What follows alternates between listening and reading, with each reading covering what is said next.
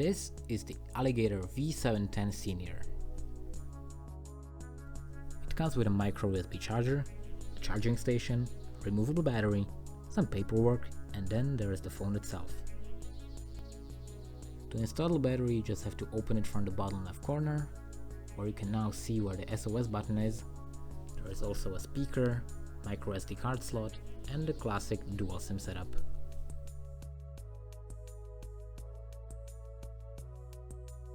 The whole phone is made out of plastic, but the matte finish feels nice, and the size is comparable to like a deck of cards.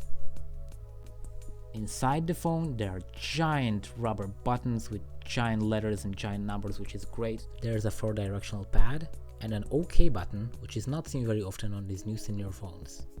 So that's really appreciated because it's really easy to use. Also the buttons are backlit, so that's a plus. On the first power up, it lets you decide between English, Czech, Slovak, German, Spanish, and Hungarian language. The interface itself is very user-friendly. Everything is big, the icons are very easily readable. You can see that there are not many apps. It's stripped down to the absolute minimum. You have the phone book, classic, you have the messaging, just the necessary stuff. Call history, of course, organizer if you really need that, multimedia for viewing images, capturing stuff, and there's even an FM radio.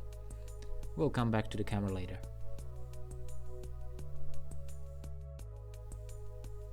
And in the settings you have all the classic stuff, as well as the SOS setting. It's the button in the back. We personally turned it off for our grandma because it's so easily reachable that it can be pressed in the pocket when not wanted, for example in the church, and it would be very loud and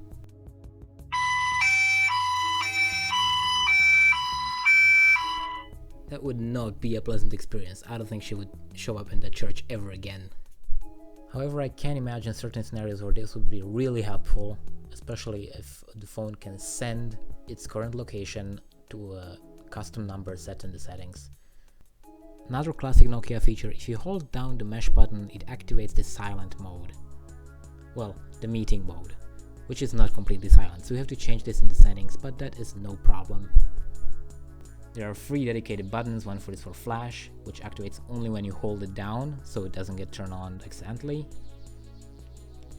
The next button is the camera button, which is really not that great. It's 0.3 megapixels and it's like really soft.